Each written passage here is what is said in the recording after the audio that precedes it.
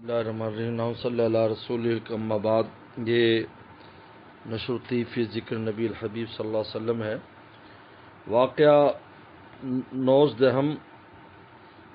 19واں واقعہ بخاری میں بعد ذکر بیت المعمور اور دودھ وغیرہ کے برتنوں کے پیش کیے جانے کی روایت ہے کہ پھر مجھ پر 50 نمازیں ہر یوم میں فرض کی گئیں، اور ایک روایت میں بعد لقاء علیہ السلام کے ہے کہ پھر مجھ کو عروج کرایا گیا، یہاں تک میں ایک ہموار میدان میں پہنچا جہاں میں نے قلموں کی آواز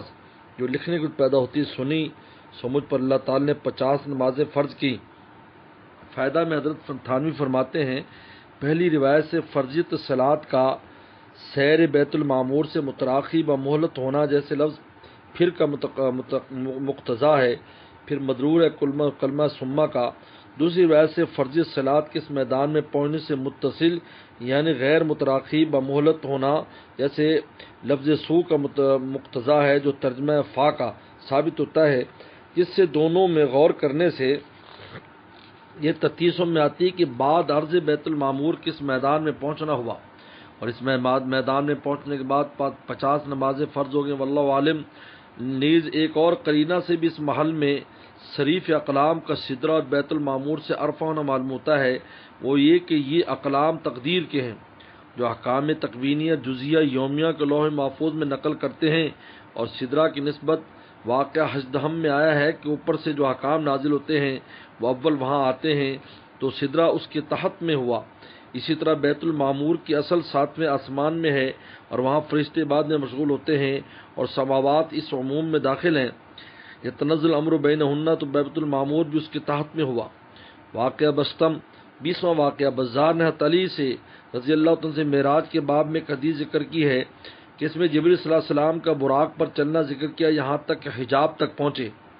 اور یہ فرمایا کہ ایک فرشتہ حجاب کے اندر سے نکلا تو جبریل السلام نے کہا کہ قسم اس ذات کی جس کے آپ کو دین حق دے کر مبعوث فرمایا ہے، جب سے میں پیدا ہوں میں نے اس فرشتے کو نہیں دیکھا، حالانکہ میں خلائق میں رتبہ کے اعتبار سے بہت مکرم ہوں۔ اور دوسری حدیث میں ہے کہ مجھ سے جبریل السلام نے مفارقت اختیار کی اور تمام آوازیں مجھ سے منقطع ہو گئیں۔ قضا فی شر نبی علی مسلم۔ اور ابو الحسن بن غالب نے ابو الربیع بن صبا کی طرف شفاء صدور میں حدیث ابن عباس رضی اللہ عنہ سے منسوب کیا ہے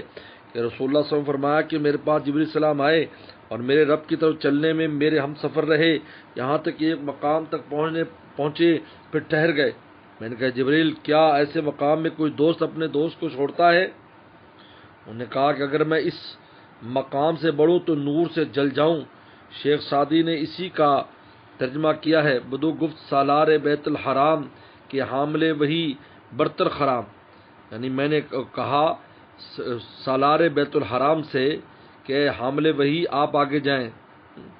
چوترے دوستی مخلصم یافتی، انانم ز صحبت چرا تافتی، کہا کہ میں آپ کی دوستی میں مخلص ہوں اور میں آپ کی صحبت کو کہاں چھوڑنا چاہتا ہوں۔ بگفتہ فراتر مجالم نمانن کہ مانند کے نزوئے بالم نمانن، کہ میں یہاں سے ایک بال بھی آگے نہیں بڑھ سکتا، اگر یک سر موئے برتر پرم، اگر میں ایک بال بھی یہاں سے آگے بڑھوں گا۔ فروغ تجلی بسوزت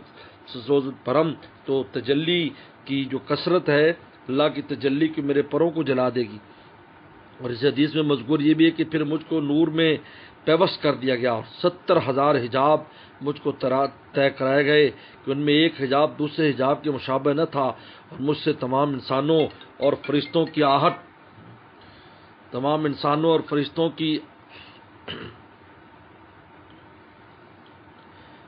منقطع ہو گئی۔ اس وقت مجھ کو وحشت ہوئی، مجھ سے تمام انسان پھر تو آہٹ منقطع ہو گئی، اس وقت مجھ کو وحشت ہوئی۔ تو اس وقت مجھ کو ایک پکارنے والے نے ابو بکر کے لہجے میں پکارا کہ ٹھہر جائیے، آپ کا رب صلاۃ میں مشغول ہے۔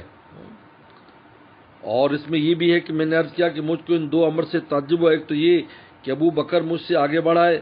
اور دوسرا یہ کہ میرا رب صلاۃ سے بے نیاز ہے۔ ارشاد ہوا ہے محمد یہ آیت پڑھو، والذی یصلی علیکم وملائکتہ لیخرجکم من الظلمات وکان بالمؤمنین رحیما۔ سو میری صلاۃ سے مراد رحمت ہے آپ کے لیے اور آپ کی امت کے لیے، اور ابو بکر کے آواز کا قصہ ہے کہ ہم نے ایک فرشتہ ابو بکر کی صورت کا پیدا کیا جو آپ کو ان کے لہجہ میں پکارے تاکہ آپ کی وحشت دور ہو اور آپ کو ایسی ہیبت لاحق نہ ہو جو آپ کو فہم مقصود سے مانے ہو۔ شفا صدور کی روایت میں ہے کہ بعد قطع حجابات کے ایک رف یعنی مسح سبز میرے لیے اتاری گئی اور میں اس پر رکھا گیا اور پھر مجھ کو اوپر اٹھایا گیا یہاں تک میں عرش تک پہنچا۔ میں نے ایسا امر عظیم دیکھا کہ زبان اس کو بیان نہیں کر سکتی۔ معاہب ابن غالب کے والد سے روایات کو شفا صدور سے نقل کر کے کہا وَالْعُوْدَةُ عَلَيْهِ فِي ذَلِكَ، بازار کی وجہ سے ظاہر معلوم ہوتا ہے کہ عروج سماوات بھی براق ہی پر ہوا ہے، واللہ عالم۔ اور ہم الہیہ کی توجہ کے لیے جو آپ کو حکم ٹھہرنے کا، اس کا یہ مطلب نہیں کہ آپ کے آگے بڑھنا نعوذ باللہ اللہ تعالیٰ کو شغل مانے ہو جاوے توجہ رحمت سے، جس طرح مخلوق کے لیے شغل دوسرے شغل سے مانے ہو جاتا ہے، بلکہ معنی یہ ہے کیونکہ اللہ تعالیٰ اس وقت خاص رحمت فرما رہے ہیں، آپ سیر کو منقطع کیجئے اور اس میں مشغول ہو جائیے، کیونکہ شغل سیر مانے ہوگا یکسوئی تام سے اس رحمت کے اخذ کرنے میں، واللہ عالم۔ عجیب واقع بستم و یکم حق تعالیٰ کی رویت اور کلام۔ ترمذی نے حضرت عبداللہ بن عباس سے روایت کیا ہے کہ محمد صلی اللہ علیہ وسلم نے رب کو دیکھا، اور عبد الرزاق نے بواسطہ معمر کے حسن سے روایت کیا، انہوں نے حلف یہ کیا کہ محمد صلی اللہ علیہ وسلم نے رب کو دیکھا، اور ابن خزیمہ نے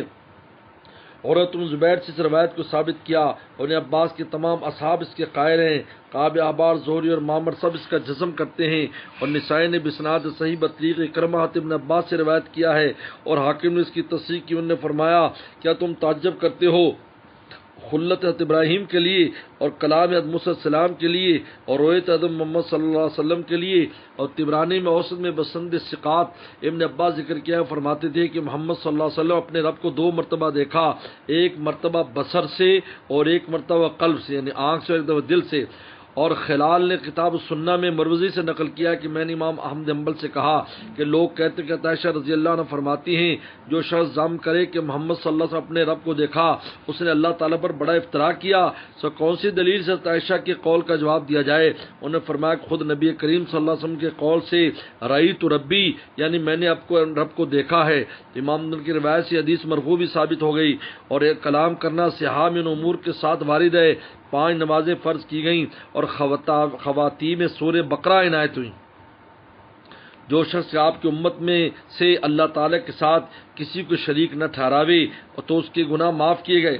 اور یہ بھی وعدہ ہوا کہ جو شخص کسی نیکی کی ارادہ کرے اور اس کو کرنے نہ پاوے تو ایک نیکی لکھی جاوے گی، اور اس کو کر لیا تو کم از کم 10 حصے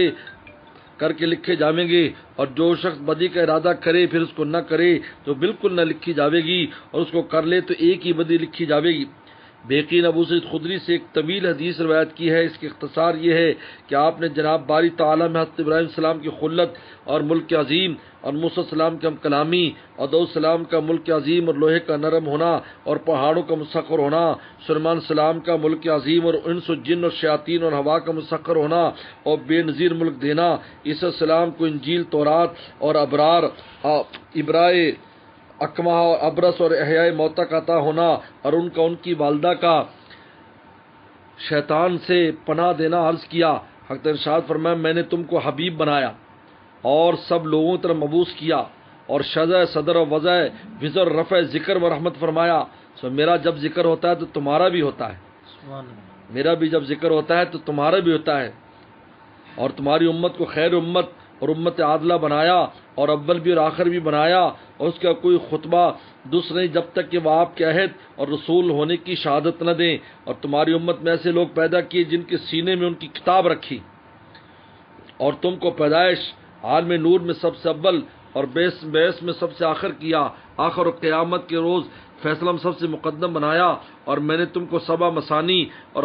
خواتین میں سورہ بقرہ بلا شرکت دوسرے انبیاء کے، اور کوثر اور اسلام اور ہجرت اور جہاد اور نماز اور صدقہ اور صوم رمضان اور امر بالمعروف اور نہی المنکر عطا فرمائے، اور تم کو فاتح اور خاتم بنایا۔ اس کی اسناد میں ابو جعفر ہے جن نے ابن کثیر نے ضعیف الحفظ کہا ہے۔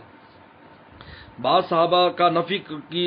حضرت فرماتے ہیں بعض صحابہ کا نفی رویت کی کرنا اپنی رائے سے جو مستنبط ہے بعض عمومات سے جیسے لا تدرک الابصار، لیکن بعض اس بات بالنصوص کے ان عمومات کو محمول کیا جائے گا کہ نفی ادراک بمانے معرفت کن اور احاطہ پر ہے، اور آپ کے فرمانا کہ کہ نورانی علا محمول اسی پر ہے کہ نور جس درجہ میں معنی رویت ہوتا ہے وہ درجہ مری نہیں ہوا، اور آخرت میں عادت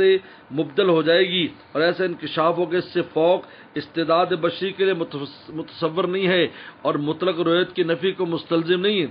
اور خواتین میں سورہ بقرہ کا نزول مدینہ میں ہونا اس رویت کے منافی نہیں کہ اس وقت اجمالاً وعدہ ہوا ہوگا، پھر مدینہ میں نزول تفصیلاً عطا ہو گیا، اور 5 نمازوں کے ملنے سے مراد آخر میں 5 رہ گئیں، اور ظاہر یہ سب کلام مقام رویت میں ہوئے ہیں۔ قرینہ اس کا یہ ہے کہ واقع نوزدہم میں مقام شریف الاقلام کے بعد نمازوں کا فرض ہونا ثابت ہوتا ہے، اور مقام شریف الاقلام کے بعد ظاہر یہی مقام معلوم ہوتا ہے کہ گو ممکن ہے کہ نماز کی فرضیت قبر از انتقال مقام شریف الاقلام کی ہوئی ہو، اور خود یہ امور جن کے ساتھ کلام واقع ہوا ظاہراً متحد الوقت ہیں، جب فرضیت صلاۃ کا وقت سب مکالمات کا ہی ہوگا، واللہ عالم۔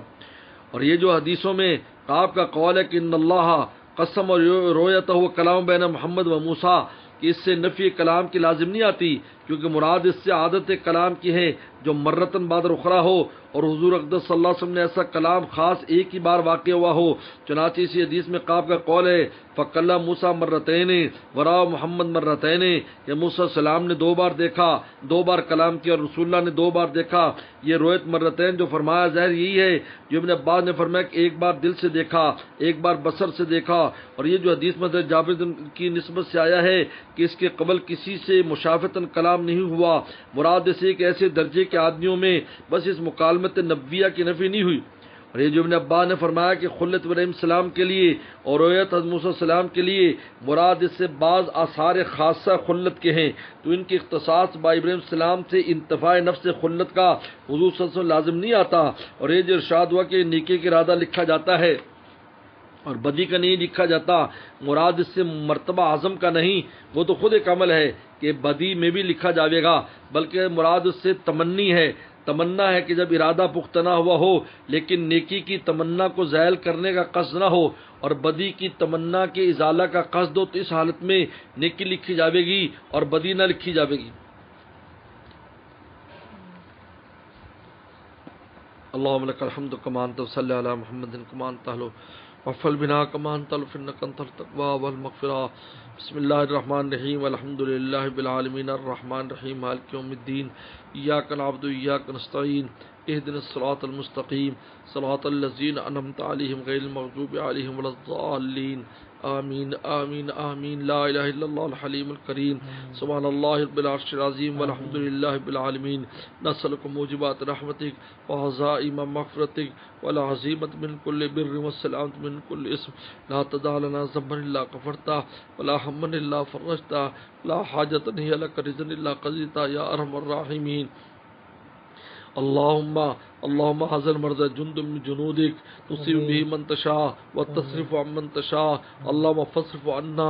اللهم فاصرف عنا، اللهم فاصرف عنا وعن اهلنا وعن بيوتنا وعن اهلنا وعن ازواجنا وعن ذرياتنا وعن ذرارينا وعن بلادنا وبلاد المسلمين وعن بلادنا وبلاد المسلمين، اللهم احفظنا، اللهم احفظنا مما نخاف ونحذر، انت خير الحافظا وانت ارحم الراحمين، انت خير الحافظا وانت ارحم الراحمين، انت خير الحافظا وانت ارحم الراحمين۔ اللهم ارفع عنا البلاء والوباء، اللهم ارفع عنا البلاء والوباء، اللهم ارفع عنا البلاء والوباء، اللهم احفظنا بما تحفظ بعبادك الصالحين، اللهم واقتا كواقت الوليد، اللهم واقتا كواقت الوليد۔ یا اللہ اس عذاب کو مرتفع فرما، یا اللہ تمام ایمان والوں کی حفاظت فرما، ہمارے گھر والوں کی، بال بچوں کی، ہماری یا اللہ ہمارے عزیز و اقارب کی، ہمارے دوست احباب کی، ہمارے متعلقین متعلقات کی، پورے یا اللہ تمام ایمان والوں کی اور پوری انسانیت کی حفاظت فرما۔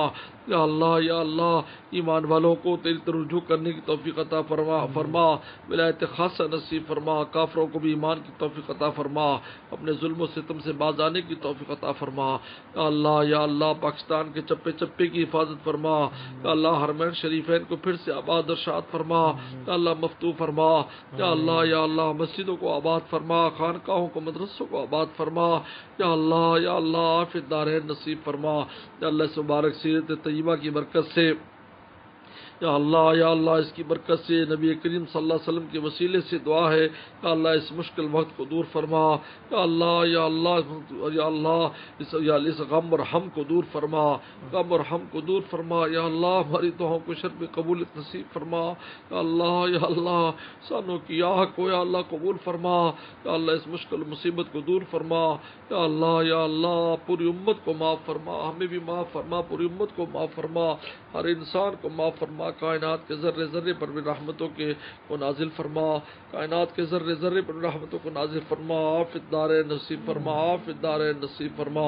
اللہم انک انت اللہ الذی لا الہ الا انت الاحد الصمد الذی لم یلد ولم یولد ولم یکن لہ کفوا احد ربنا تقبل منا انک انت السمیع العلیم۔ صلی اللہ تعالی علی خیر خلقہ محمد و آلہ وصحبہ اجمعین۔